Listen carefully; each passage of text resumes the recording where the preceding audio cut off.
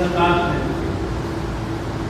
کیونکہ اس کی ضرورت ہے اور اس کی فرمائش رہی ہے، تو فرمائش کے عنوان میں آج منتخب کر رہا ہوں۔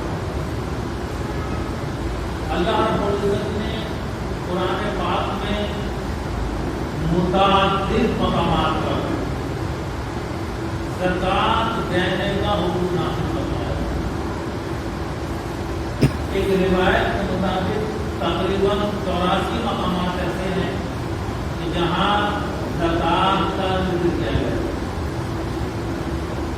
آپ اس کی اہمیت کا اندازہ لگا سکتے ہیں۔ ایک حدیث پاک کا مفہوم یہ ہے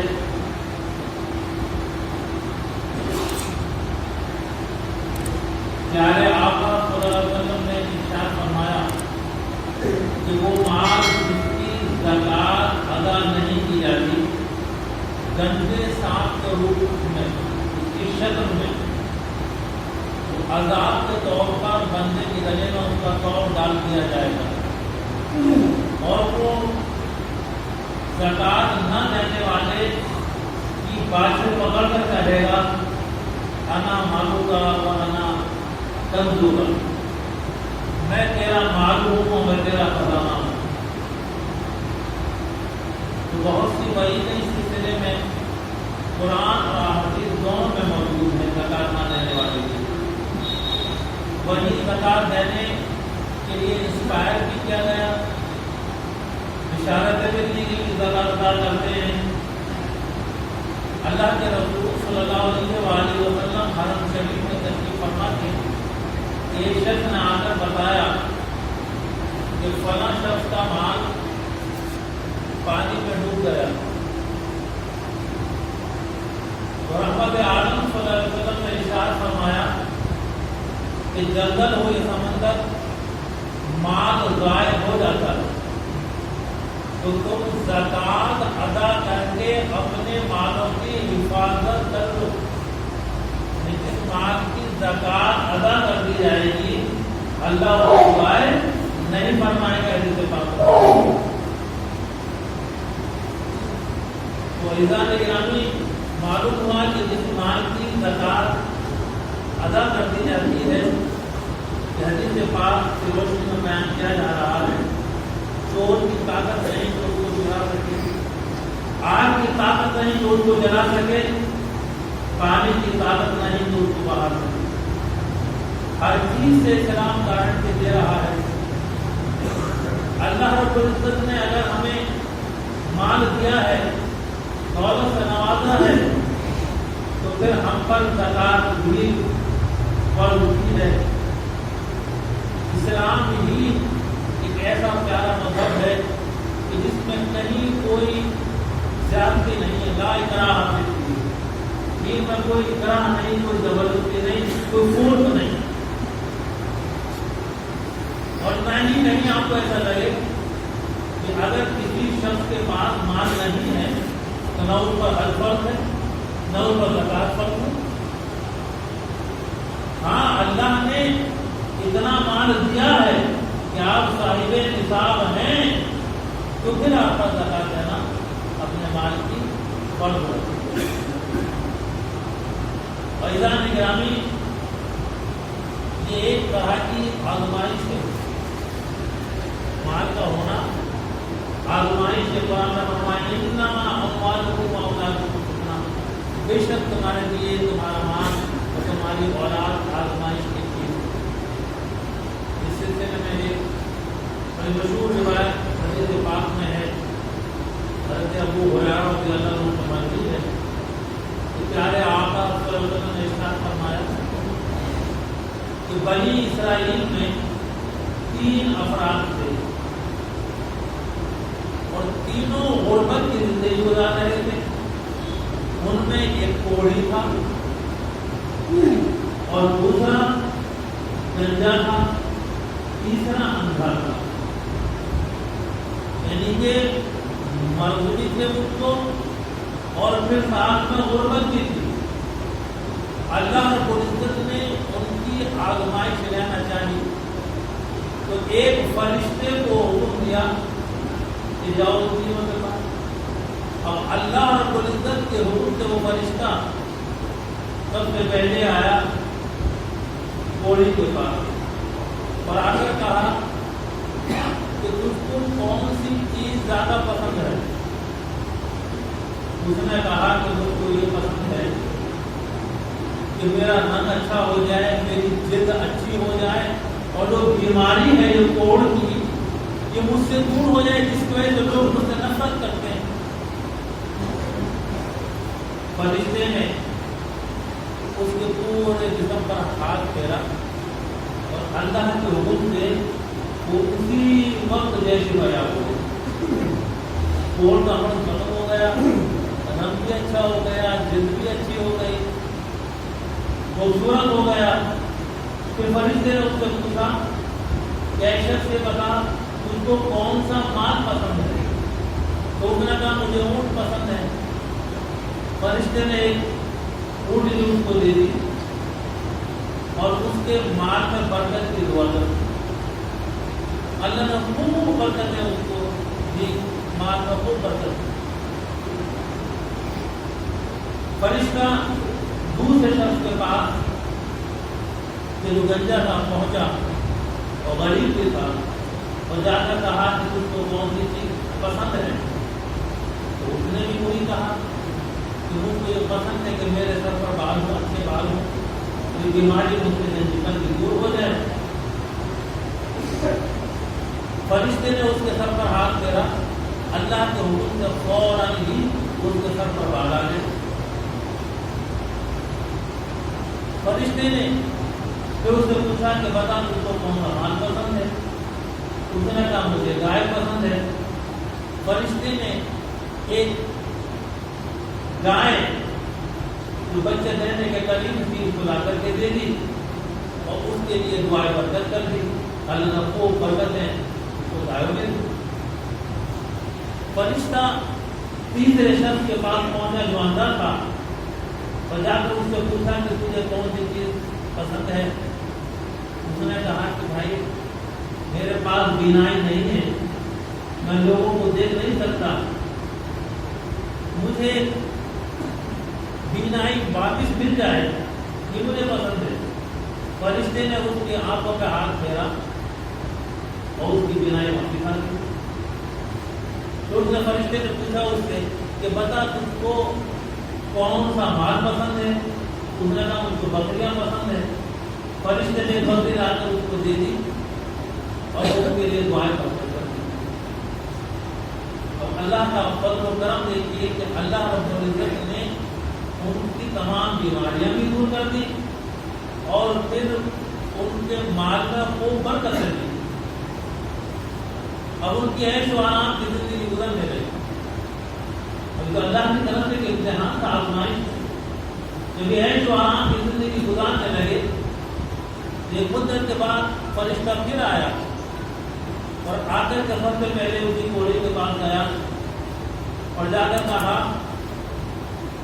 کہ اے اللہ کے بندے، اللہ نے تجھ کو بہت سا مال دے رکھا ہے، میں مسافر ہوں، مجھے سواری کی ضرورت ہے، تیرے پاس بہت سے اونٹ ہیں، تو ایک اونٹ اللہ کے نام پر مجھ کو دے دے تاکہ میں اپنے گھر تک پہنچ سکوں۔ تو اس نے کہا کہ میرے پاس تو بہت ذمہ داریاں ہیں، میں اونٹ تو کہاں سے دے سکتا ہوں؟ کہا کہ ہیلے بنا کر کے اس کو رخصت کیا۔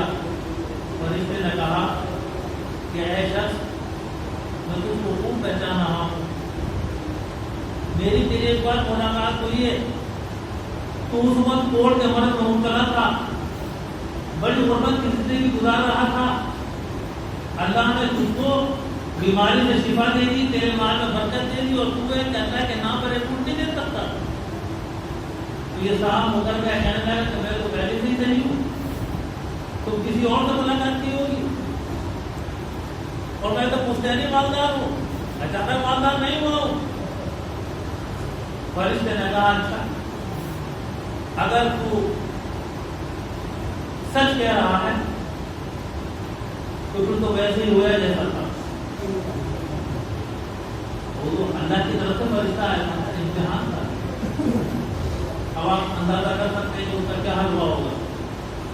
اس کی حالت وہی ہو گئی جو پہلے تھی، رب طرف اور سامان سب۔ اب وہ فرشتہ دوسرے شخص کے پاس پہنچا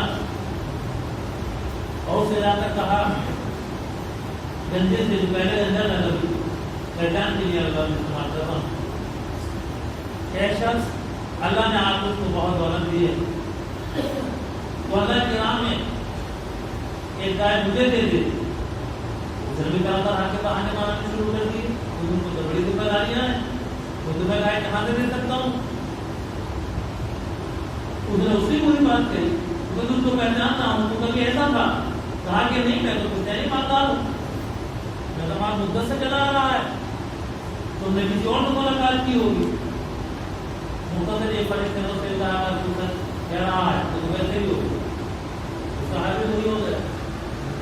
فرشتہ تیسرے شخص کے پاس پہنچا، جو اندھا تھا، اسے جا کر کہا کہ اللہ کے بندے، اللہ نے تجھ کو مال و دولت سے نوازا ہے، میں اللہ کے نام پر تجھ سے ایک بکری مانگ رہا ہوں، تو اللہ کے نام پر بکری دے دے۔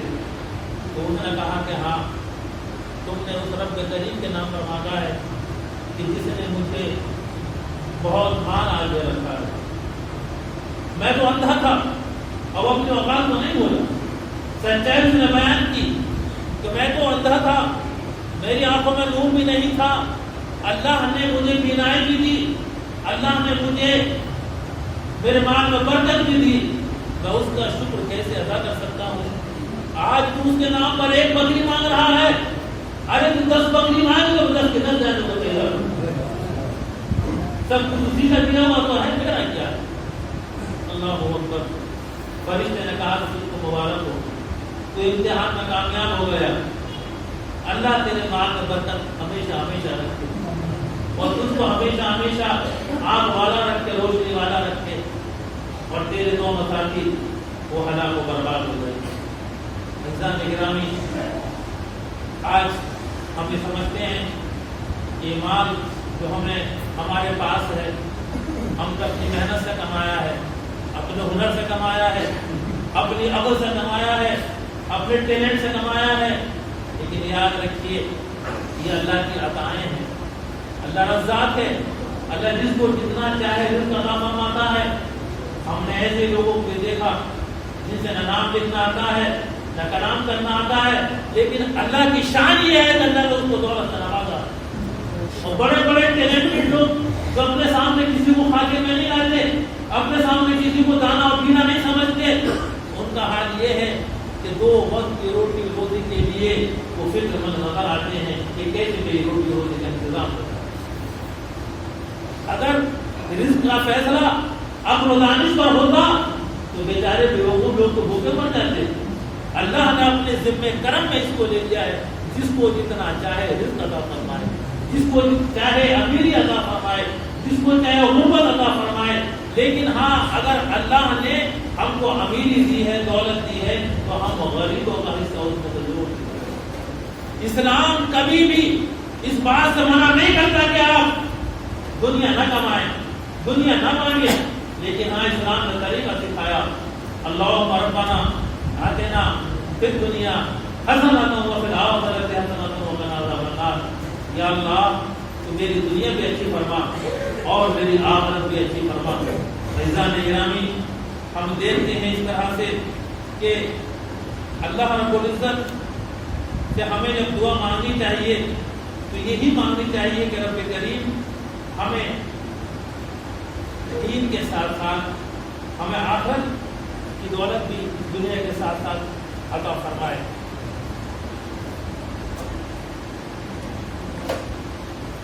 اور جب اللہ ہمیں دولت دے تو ہمیں دعا کرنی چاہیے کہ اللہ ہمیں سخاوت کی عطا فرمائے۔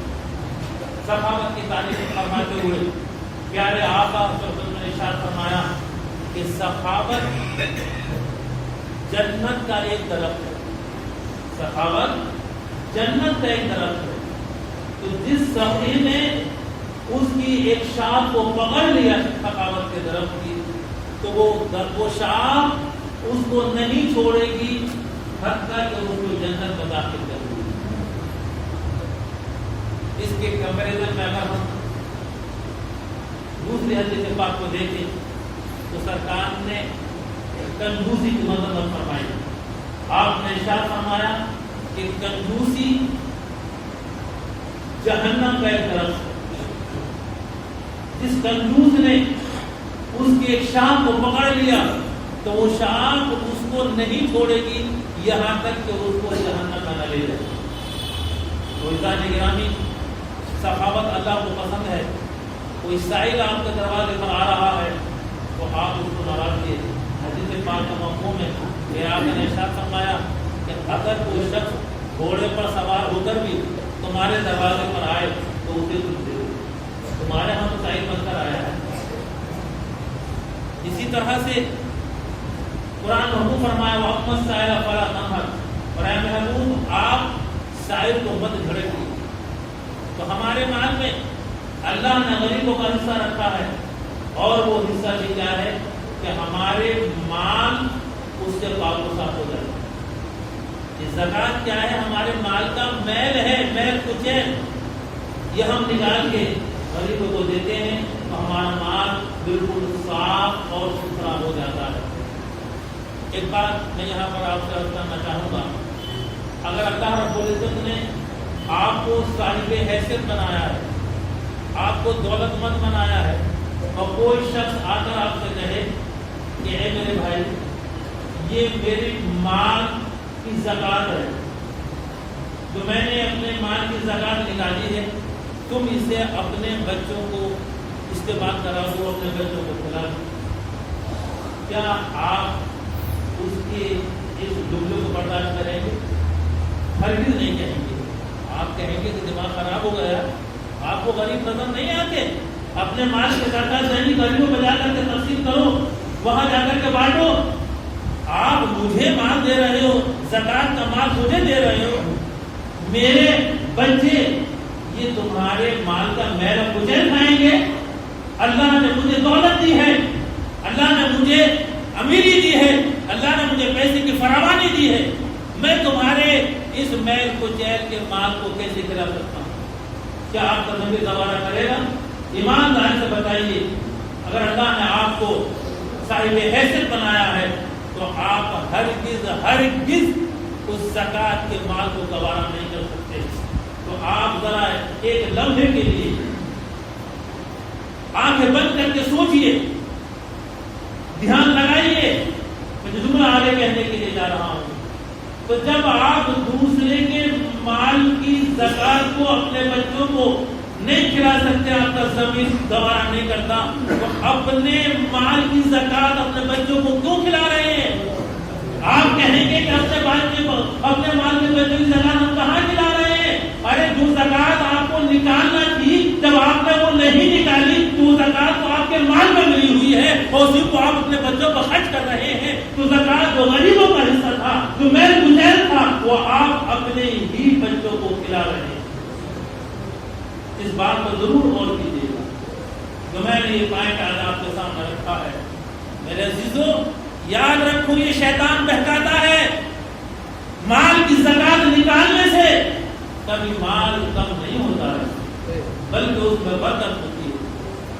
اور جو ہم اللہ کی راہ میں خرچ نہ کریں، بخیلی سے کام لیں، وہ مال زیادہ دنوں نہیں چلا کرتا ہے. یہ ہمارا تجربہ ہے. ہم نے دیکھا کہ جن لوگوں نے مال کی زکوٰۃ نکالی تو آج پوچھتے بدل نہیں، 3 پیڑھیوں کا ہم نے دیکھ لیا، ان کا مال اس وقت بھی تھا اور آج بھی ان کا مال چلا آ رہا ہے.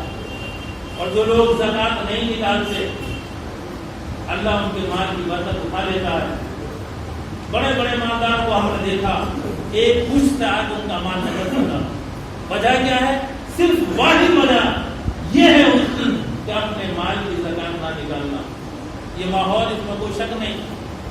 اس کا ذمہ دار آپ ہم لوگوں کو بھی بنا سکتے ہیں کہ ہم نے اس کا تقریر نہیں کی، یہ کچھ بھی کہہ سکتے ہیں، یہ ماحول نہیں ہے. لیکن یہ سچائی ہے. ہماری دلی سے ادھر کی بیلٹ جتنی بھی ہے، زکوٰۃ نکالنے میں بہت ہی پیچھے ہے. آج ہم سمجھتے ہیں چندے کے لیے ہمارے سوفانا باہر جانے پر مجبور ہیں. راجستھان سے چندہ آ رہا ہے, ہر مدرسے والا پہنچ رہا ہے. آپ کو علم نہیں, ہم راجستھان گئے, ایسا نہیں کہ وہاں زیادہ دولت ہے, وہاں کے لوگ مالدار ہیں, وہاں کے لوگ جو ہے زیادہ تعداد میں ہیں. سنکھیا کے اعتبار سے ان کی تعداد آپ سے بہت کم ہے. 9% مسلمان ہیں صرف راجستھان کے اندر مجموعی طور پر. بعض جگہ کم ہے, بعض جگہ زیادہ ہے, کل 9%. آپ کی تعداد تو بہت زیادہ, 20% سے زیادہ ہے ہم یہاں یو پی میں. تو تعداد آپ کی زیادہ, حیثیت میں بھی آپ اچھے ہیں ان سے. پوری ذمہ داری کے ساتھ میں عرض کر رہا ہوں, چند لوگوں کو چھوڑ دیجیے تو کہ آپ نے کس سے فلاں نے مسجد بنوا دی, فلاں نے یہ کر دیا, وہ چند لوگ ہیں, لیکن ان چند لوگوں سے زیادہ امیر آپ کے یہاں موجود ہیں, آپ کے شہر میں موجود ہیں.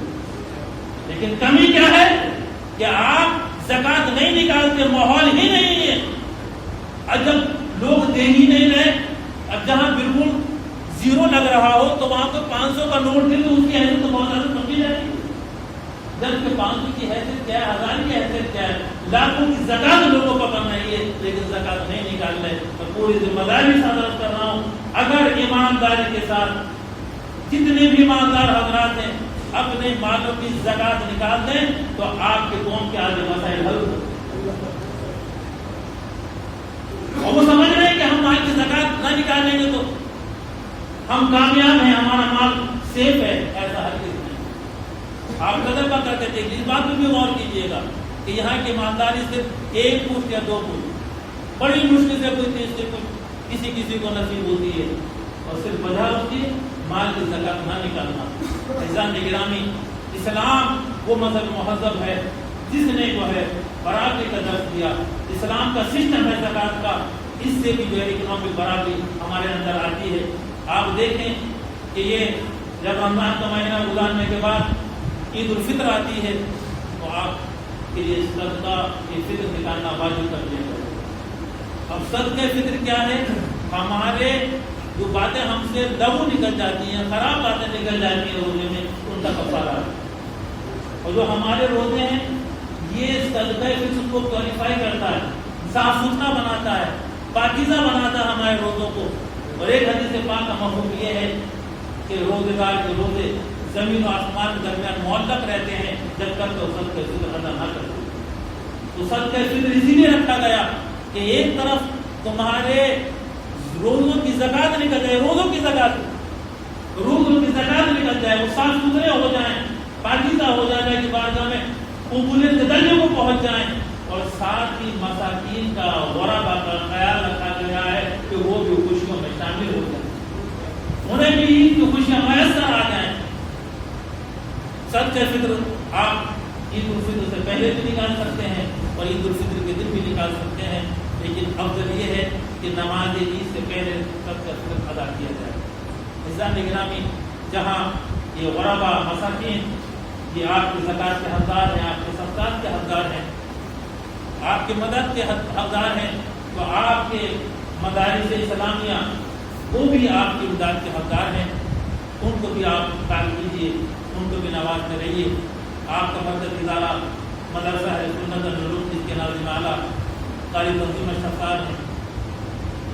آپ دیکھ رہے ہیں کہ اس پر الحمدللہ 100 سال مکمل ہونے کے لیے جا رہے ہیں. جشن 100 سالہ کا اعلان کر دیا گیا ہے. اللہ کے بھروسے پر 100 سال کا جشن انشاءاللہ تعالیٰ آپ کے مرکز کا منایا جائے گا. بڑے اخراجات ہیں. اس مرتبہ شعبہ اسلام بھی شروع کرنے کا ارادہ تھا, لیکن اس کو اسی لیے روک دیا کہ جشن 100 سالہ کا کرایہ زیادہ ہے. انشاءاللہ آئندہ سال وہ بھی شروع کیا جائے گا. آپ اس کا بھی خیال رکھیں. اللہ تعالیٰ کے بارگاہ میں دعا ہے کہ رب کریم کو دے بھی اور آپ کو بھی سب کو بھی اپنے مالوں کی زکات نکالنے کی توفیق عطا فرمائے, صدقے فطر نکالنے کی توفیق عطا فرمائے. آمین. السلام علیکم.